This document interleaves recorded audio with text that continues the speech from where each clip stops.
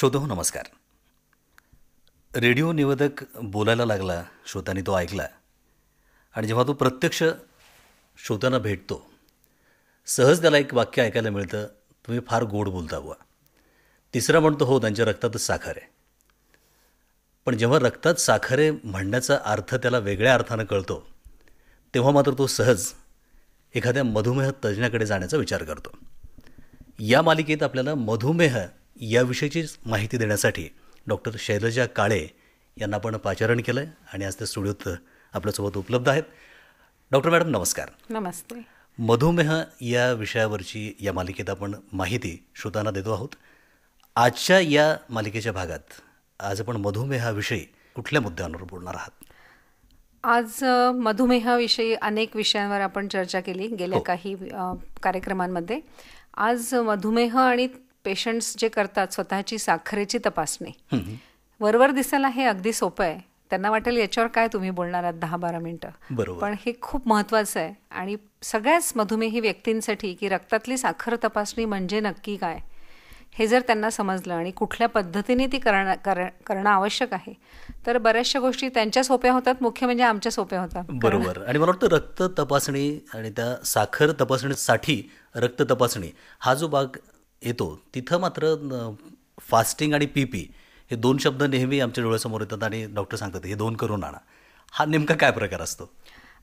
रक्तातली साखर तपासणी डायबिटीजसाठी म्हटलं की फास्टिंग आणि PP म्हणजे फास्टिंग शुगर आणि पोस्ट प्रांडियल म्हणजे जेवल्यानंतर 2 तासाची, एवढंच सगळ्यांना माहिती असतं. आणि फास्टिंग PP झालं की मग ही साखर तपासणी झाली आणि याच्यावरच आपण सगळं आपलं डायबिटीसचं पुढचं ट्रीटमेंट म्हणा किंवा त्याच्या पुढचे आडाखे म्हणा हे ठरतील असं पेशंट्सना वाटतं अजूनही आत्तापर्यंतसुद्धा. तर पहिलं साधं मी फास्टिंग PP बद्दल सांगते. फास्टिंग म्हणजे उपाशी पोटीची साखर. सकाळी उठल्यानंतर जरूर ब्लड द्यावं. फार उशीर करू नये, कारण जितकं तुम्ही उशिरा ब्लड द्याल, समजा 11 वाजेपर्यंत फास्टिंग उपाशी राहून जर ब्लड दिलं तर रक्तातली साखर ही वाढते, कमी होत नाही जरी आपण उपाशी राहिलो तरी. त्यामुळे एक 8 ते 10 तासाच्या उपासानंतर रात्रीच्या झोपेनंतर ही शुगर आपण द्यायला सांगतो. पाणी प्यायलं तर चालतं, कारण पेशंट पाणी न पिता जातात. आमचे बरेचसे वयस्कर मंडळी पेशंट असतात आणि आम्ही अनेक वेळा बघतो की त्यांना त्याच्यामुळे काय काय प्रॉब्लेम येतात, म्हणजे मूळ आजार बाजूलाच राहिला. बरोबर. आणि पोस्ट प्रांडियल म्हणजे जेवणानंतर 2 तासांनी. हे स्टँडर्ड सगळेच पेशंट करत असतात. फक्त एक सूचना देते मी आत्ताच सगळ्याच माझ्या मित्रमंडळींना की ज्या दिवशी तुम्ही फास्टिंग आणि PP तपासणार आहात त्या दिवशी तुमच्या रोजच्या नियमावलीमध्ये, औषधांच्या वेळेमध्ये, इन्शुलिनच्या वेळेमध्ये, नाश्त्याच्या, दुपारी जेवणाच्या वेळेमध्ये कृपा करून बदल करू नका. मग ती फास्टिंग करायची आणि PP म्हणजे नाश्त्यानंतर 2 तासाची सुद्धा चालेल, किंवा नाश्ता करा, दुपारचं जेवण करा आणि दुपारच्या जेवणानंतर 2 तासांनी, की ती 4 वाजता पण असेल ती पण चालेल. पण फास्टिंग आणि PP याच्यावरून तुमच्या शरीरात नेमकं साखरेबद्दल काय चाललं आहे याची माहिती आम्हाला मिळत नाही. हे थोडंसं धक्कादायक वाटेल सगळ्या पेशंटना, पण नाही कळत. आणि म्हणून साखरेची वेगळ्या पद्धतीने तपासणी करणं आवश्यक आहे. त्याबद्दल आपण आज बोलणार आहोत. नक्की. मला तत्पूर्वी एक थोडासा प्रश्न नेहमी पडतो की फास्टिंग आणि PPच्या दरम्यान जर तुम्ही खायला सांगता, जो नाश्ता घ्यायला सांगता किंवा जेवायला सांगता, तर त्या पदार्थांचा दरम्यानच्या काळात जे पदार्थ पेशंट घेतो त्याचा साखरेच्या प्रमाणावर काही विशिष्ट फरक पडू शकतो का? कुठले पदार्थ खाता तुम्ही त्यावर, मग त्याचा तपासणीत काही अडचण येऊ शकतो? निश्चितच पडतो. म्हणजे फास्टिंग शुगर ही तशी एकसारखी असते, पण पोस्ट प्रांडियल शुगर ही बदलतेच. तुम्ही जे खाता काय खाणं तुम्ही सजेस्ट करता? असं नाही, तुम्ही जे नेहमी खाता तेच खायला पाहिजे. नाहीतर मग त्या दिवशी तुम्ही ओट्स किंवा असं अगदी साधं काही खाल्लं तर साखर कमी येईल आणि दुसऱ्या दिवशी रोज तुम्ही जर इडली किंवा असं खात असाल तर साखर जास्त येईल. तर तुमचं नेहमीचं जे असतं त्यातलं जो काही तुमचा नेहमीचा नाश्ता किंवा नेहमीचं जेवण असतं ते करूनच ती साखर तपासायला पाहिजे. अगदी बरोबर. याशिवाय आणखी काही पद्धती आहेत का साखर तपासणीच्या?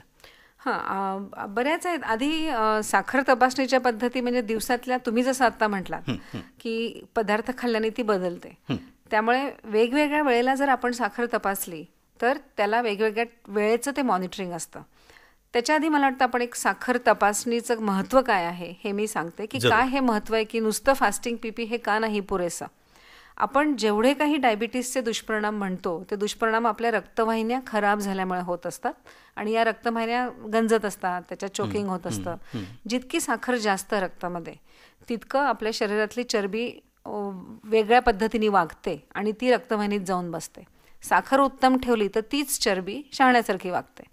त्यामुळे हे जेवल्यानंतर साखर जर खूप वाढली आपली तर ते 2-3 तास चांगले नसतात रक्तवाहिन्यांसाठी. म्हणून आपण ऐकलं असेल शतपावली जेवल्यानंतर थोडं चालावं असं आपल्याला सांगितलेलं आहे. तर याच्यात पण इतका त्याच्यात बारीक आणि महत्त्वाचा संबंध आहे.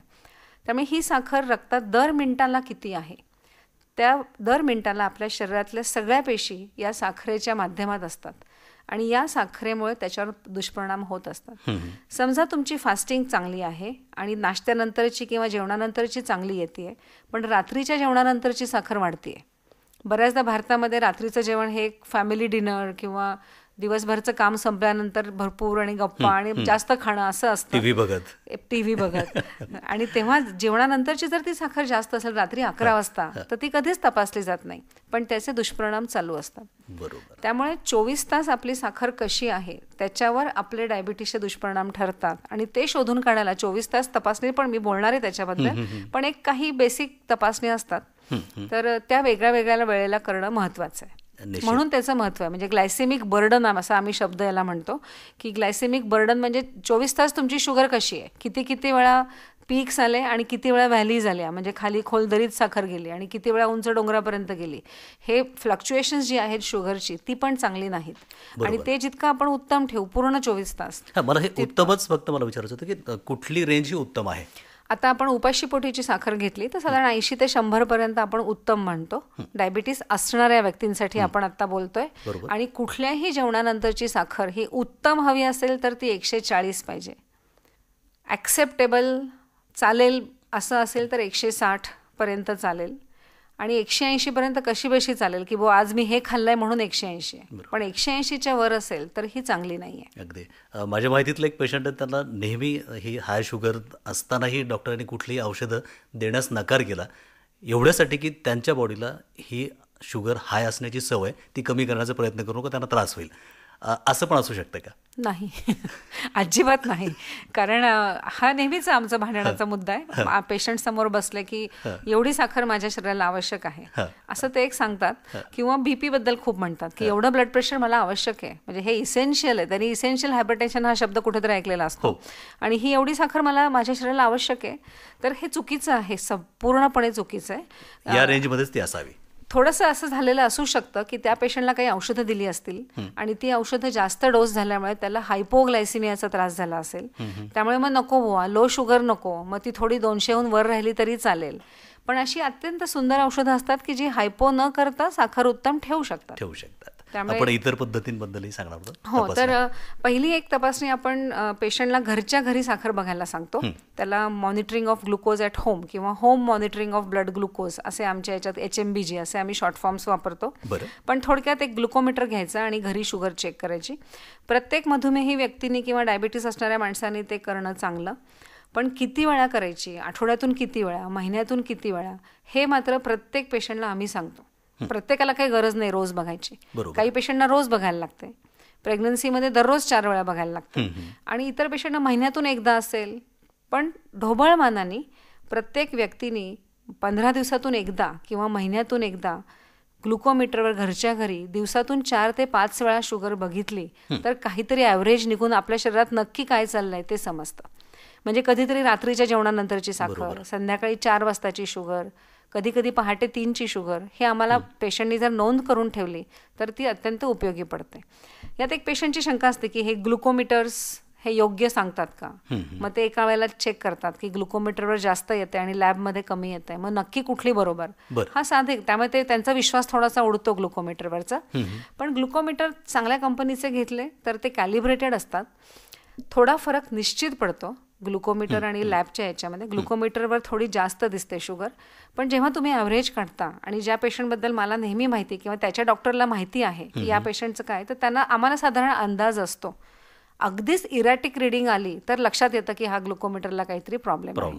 त्याला कंट्रोल सोल्युशन्स मिळतात आणि मग आपण चेक करू शकतो की आपला ग्लुकोमीटर हा योग्य चाललेला आहे का नाही आहे. ते कंट्रोल सोल्युशन टाकून ती साखर तपासायची असते.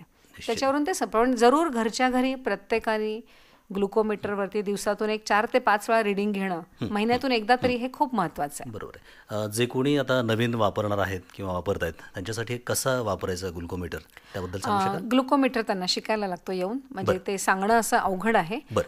त्याला रक्त म्हणजे सुई टोचायला लागते, त्याला लॅन्सेट्स मिळतात, घाबरण्याचं कारण नसतं. It's very easy.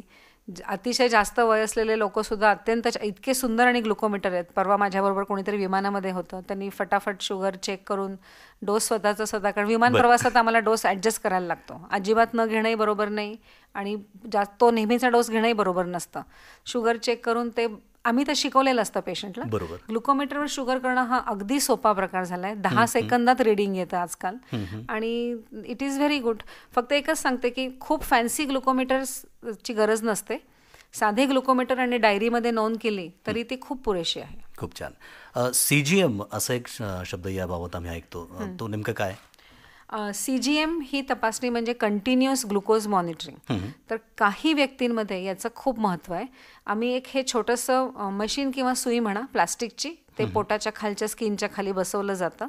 त्याला एक छोटी वायर असते आणि त्याला एक सेन्सर असतो बाहेर आणि याच्यामधून आपल्या शरीरातली दर 10 सेकंदाची म्हणा किंवा 1 मिनिटाची शुगर ही कंटिन्युअस तपासली जाते. हे आम्ही 72 तास ठेवतो आणि मग 72 तासांनी आपण ते काढतो आणि मग त्याचं रिडिंग कम्प्युटरवरती येतं आणि पूर्ण ग्राफ येतो की तुमची सकाळी किती होती. बऱ्याच पेशंटमध्ये ही नकळत कमी होत असते शुगर आणि त्याचे हार्टला धोकादायक प्रॉब्लेम असू शकतात. काही पेशंटमध्ये उगीच खूप वाढत असते की ती तपासली जात नाही आणि त्यामुळे त्यांना दुष्परिणाम होत असतात. किंवा काही पेशंटमध्ये खूप जास्त फ्लक्च्युएशन्स असतात. तर अशा पेशंटना आम्ही कंटिन्युअस ग्लुकोज मॉनिटरिंग हे मशीन वापरून त्यांची 72 तासाची साखर तपासणी करतो, सतत साखर तपासणी, आणि ते खूप महत्त्वाची असते. मला जाता थोडक्यात फक्त ग्लायकोसिलेटेड HB संदर्भात थोडं सांगा. हा शब्द अत्यंत महत्त्वाचा आहे कारण हे आत्तापर्यंत गेली 10 मिनिटं आपण जे बोलतोय त्या सगळ्याचं सार याच्यात येतं.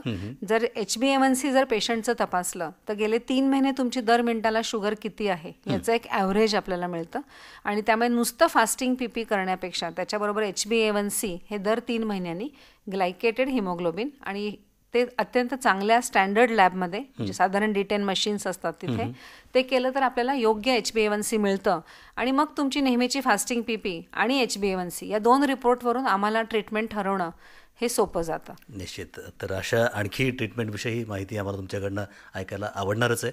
पुढच्या भागात श्रोतो डॉक्टर शैलजा काळे यांच्याकडनं आपण मधुमेहाविषयीच अधिकची माहिती घेणार आहोत. आज आपण इथं थांबतो आहोत. आपण इथं आलात सर्व श्रोत्यांच्या वतीनं, आकाशवाणीच्या वतीनं मी आपला खूप आभारी आहे. धन्यवाद. थँक्यू.